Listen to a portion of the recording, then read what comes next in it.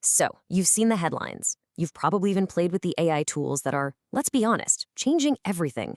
But have you ever stopped to think about what's really going on behind the scenes?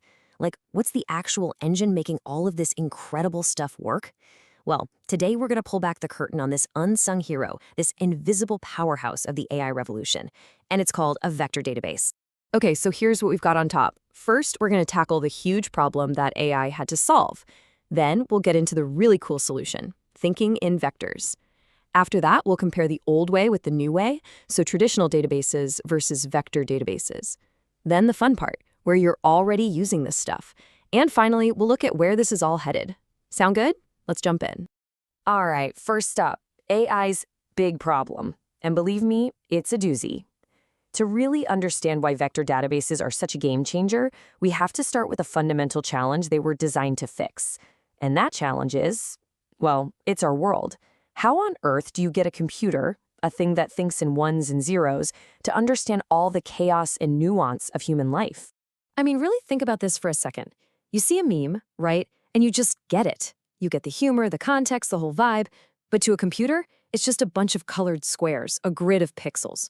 Or a song, you hear it and you feel something. It's happy, it's sad, it's intense. A computer just gets a sound wave. So the big question is, how do you possibly bridge that enormous gap? How do you get from raw, meaningless data to actual, human-level understanding? And here's where it gets really crazy. The vast majority of data out there, we're talking something like 80% of it, is what we call unstructured. It's not a nice, neat little boxes. It's life. It's all the images, all the audio, all the text from articles and emails. Now, the databases we've used for decades, the traditional ones, they're basically super-powered spreadsheets. They're amazing for numbers, names, addresses, structured stuff. But if you go to one of those and ask it to find, say, a picture with a sense of wonder, it would just short-circuit. It has absolutely no concept of what wonder even means. So that's the problem. How do we fix it? Well, the solution is just incredibly clever. It's a total paradigm shift. Instead of trying to teach a computer what a cat is, we teach it what a cat is similar to. It's all about relationships. We're essentially creating a new language for computers, a language built not on words, but on meaning itself.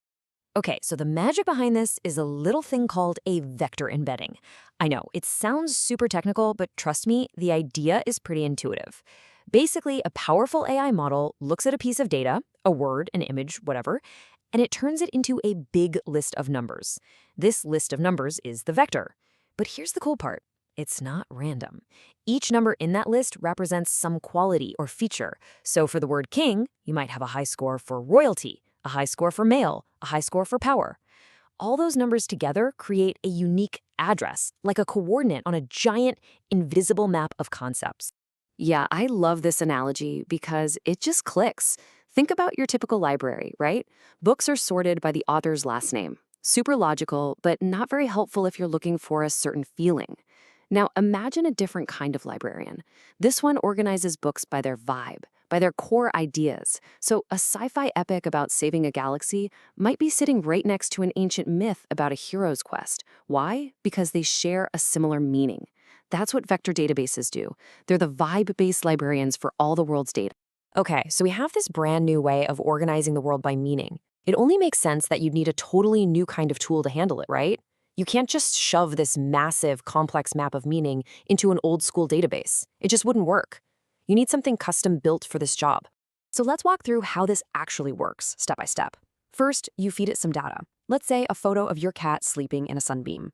Step 2, an AI model does its thing and converts that image into its unique vector embedding, its special address on the meaning map. Step 3, the vector database takes that address and files it away, indexing it so it can be found super fast. And now for step 4, the real magic. You come along and search for a cozy, peaceful pet. The system turns your search query into a vector, and then it just looks for the closest dots on the map. It finds the nearest neighbors to your query, and boom, up pops the picture of your cat. It's all about proximity. This table really nails the difference. It all boils down to the question you're asking. A traditional database is all about exact matches. It answers the question, find me the user with ID number 472. It's precise. It's asking, what is it? But a vector database, it's asking a totally different question. What is it similar to? It's not about finding an exact match. It's about finding things that are like this. that one little shift in the question changes everything. Okay, so this might all sound a little abstract, a little out there, but here's the thing. This isn't future tech, not at all. You are, and I mean this literally, using vector databases probably every single day. They're the invisible gears turning behind so many of the apps and websites you use, and you probably have no idea. Ever wonder how your streaming service just knows you'll like a certain movie after you finish another? That's a vector database. It's not matching actors or directors, it's matching the vibe. Or when you search for something like funny videos of dogs who act like cats, that's semantic search, powered by vectors. It understands the concept you're looking for.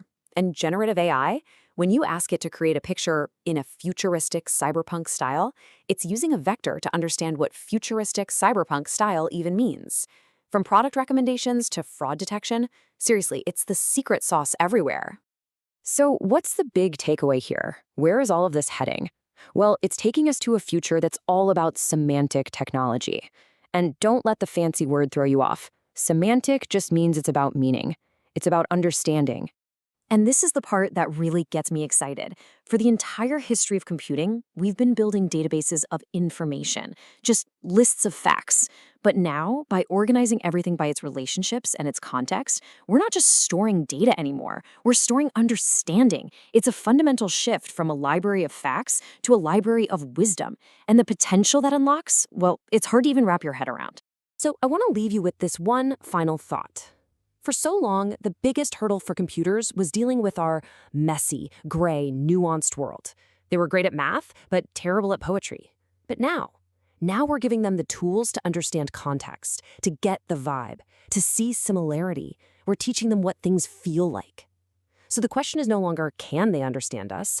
The question is, now that they can, what are we going to ask them to do next? What huge, world-changing problems are we finally going to be able to tackle?